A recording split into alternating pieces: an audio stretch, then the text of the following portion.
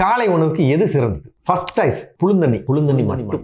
அதாவது புழுந்தண்ணி மட்டும் சாப்பிட்டுட்டு கல்லிக்கு போய் வேலை செஞ்சாங்கல்ல, அவங்க தானே இருக்கிறதுலேயே ரொம்ப ஆரோக்கியமாக இருந்தாங்க. 10-15 பிள்ளை பற்றிக்கிட்டு இருந்தாங்கல்ல, அதுதான் என்னோட ஃபர்ஸ்ட் சாய்ஸ். ஏங்க தண்ணி மட்டும் குடிச்சிட்டு எப்படிங்க இருக்கிறது? ப்ரோட்டீன் இருக்காது, கார்போஹைட்ரேட்டு அதெல்லாம் கிட்ட கூட நிற்காது. அவங்க தான் ரொம்ப ரொம்ப அதாவது எவிடன்ஸ் தான் இப்போ எப்பவுமே இப்படி சாப்பிட்டவங்க ரொம்ப நல்லா இருந்தாங்களா இல்லையா? அப்போ அதை தான் காப்பி அடிக்கணும், வேறு வழி இல்லை. சரி, ரெண்டாவது சாய்ஸ் பழங்கள் மட்டும்.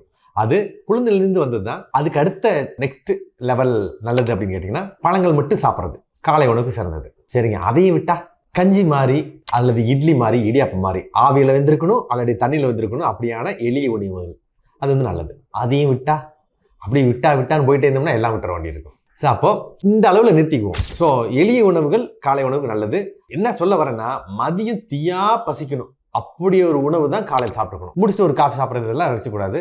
பசியோடே இருக்கணும். அதாவது பசியை கொஞ்சோன்னு நிறுத்திருக்கணும் ஒழிஞ்சு மொத்தமாக அடைக்கிற அளவுக்கு காலையில் உணவு சாப்பிடக்கூடாது. அப்படி செஞ்சோம்னா மதியம் தீயா பசிக்கும், மதியம் நல்ல ஒரு ஃபீஸ்ட் இருக்குது அப்படின்னு காத்திருக்கணும்.